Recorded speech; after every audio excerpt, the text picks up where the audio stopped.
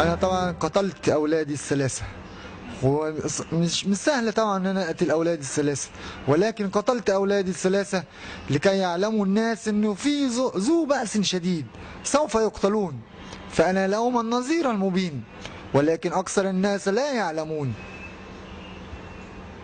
لا يعلمون اكثر الناس لا يعلمون ايه؟ لا يعلمون باني النظير المبين لهم. انت نظير. لأنذر لقوم ما أنذر آباءهم فهم غافلون. حضرتك يوحى إليها من رب العالمين أن أي حاجة بتطير في الجو بحس بيها، لو حشرة ماشية على الأرض بحس بيها. تمام؟ دي حاجة من عند ربنا. دي حاجة من عند ربنا سبحانه وتعالى. حسيت يعني أنت بتحس بأي حاجة، حسيت بقى بإيه عشان تقتل ولادك؟ أنا قتلت أولادي لكي يكون رأي عام، لكي يعلموا الناس لماذا قتلت أولادي. لماذا؟ لكي يعلموا بأن ذو بأس شديد سيقتلون. مين اللي سيقتلون؟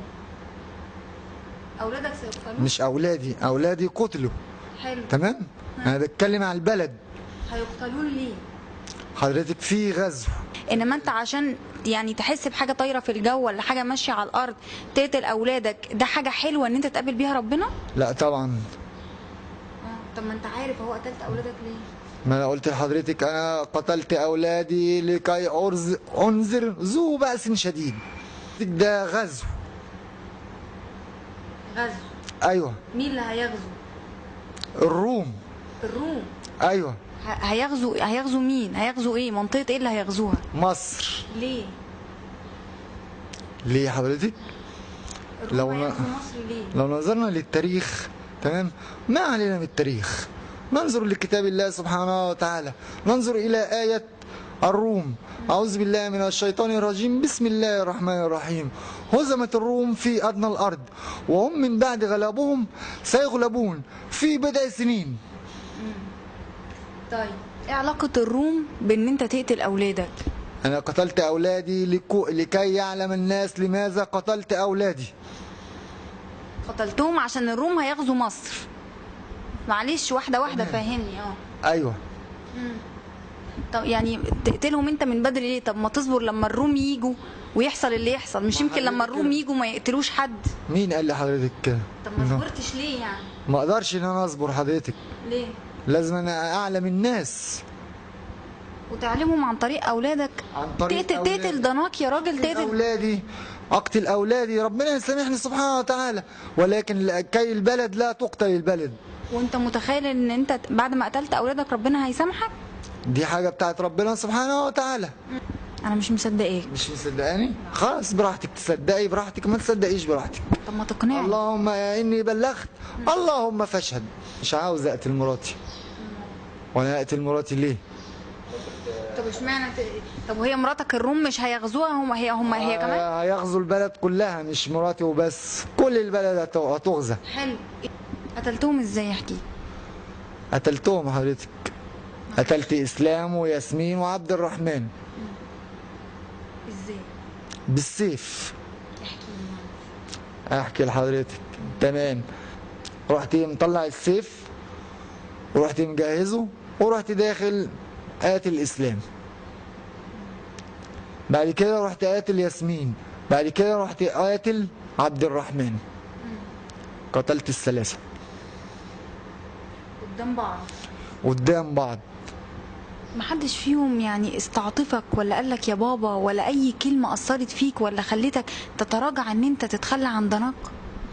في بنت ياسمين قالت لي ما تقتلنيش يا بابا، انا قلت لها طبعا ان مش هقتلك، ولكن قتلتها. ما صعبتش عليك؟ صعبت عليا، وفي حد ما يصعبش عليه ده انا؟ طب ما تراجعتش ليه؟ لم اتراجع، ولا كنت عمري حتى افكر ان يتخربشوا خربوش، لانهم اولادي. كانت ظروفك الماديه كويسه؟ الحمد لله رب العالمين. القليل عند الله الكثير، يعني اللي كان موجود بمشي نفسي بيه الحمد لله. جبت القوة دي منين؟ وجبت الجمود والبرود ده منين ان انت تمسك سيف وتمسك عيالك كده واحد واحد قدام عينيك تقتلهم؟ قولي لي جمود. جمود طبعا. ازاي قدرت تمسك السيف؟ ازاي؟ تعالى بس. لا يحاسبني ربنا سبحانه وتعالى، انت مش هتحاسبيني عشان مش انت هتقولي لي هحاسبك. برود ومش برود. لا انا مش هحاسبك، انا عايزه اعرف ازاي جالك قلب تقتل عيل من عيالك. والله لا يحاسبني ربنا سبحانه وتعالى. انا عارفه، اقعد كمل تمام. كلامك لا معايا. انا خلاص مش هكمل. الصورة اللي فيها اللي في جيبك دي صورة اولادي اهي اهو، صورهم. مش هيوحشوك؟ طبعا ازاي مش هيوحشوني؟ طبعا هيوحشوني. حاسس بايه من جواك؟ حاسس بندم، بندم ان انا قتلتهم، ولكن قتلتهم لكي يعلم الله ماذا انا قتلتهم. في ناس في الشارع عندك قالوا ان انت كنت ساعات بتشرب حاجات او بتاخد حاجات، ده حقيقي؟ حاجات زي ايه حضرتك؟ بانجو مثلا او بانجو، ايوه بشرب بانجو. انا هكذب عليك واقول لك لا؟ بشرب اعشاب طبيعيه. البانجو اعشاب طبيعيه؟ أيوة. بيفيدك بايه؟ ما يفيدنيش بحاجه. 3 اخوات، يا ال3 يبقوا موجودين يا اما ال3 ما يبقوش موجودين، انما هقتل واحد منهم وهسيب 2 مش هينفع طبعا. ليه؟ ما ينفعش، هتبقى في حاجه ناقصه. الواحد زي ال3. انت متوقع ايه العقوبه اللي ممكن تسري عليه؟ الله اعلم. تتوقع ايه؟ الله اعلم.